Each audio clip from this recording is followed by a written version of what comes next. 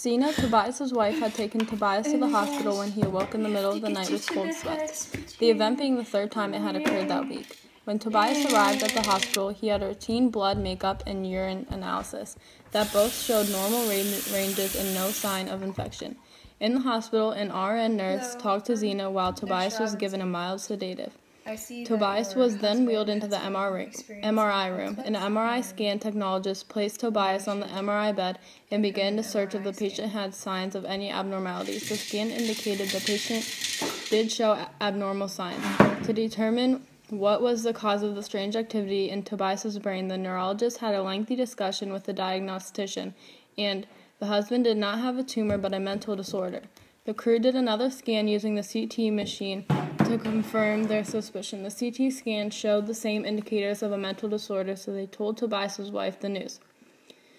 With the diagnosis, Zena is told to get Tobias's psychiatrist to talk to biweekly. His treatment is to be started immediately. The psychiatrist asked him about his childhood to see if there was any trauma. He seemed to have a nice family and healthy relationships in his life. They then started to talk about his adult years, but he seemed extremely uncomfortable and brings something up that is unrelated, so he won't answer the questions.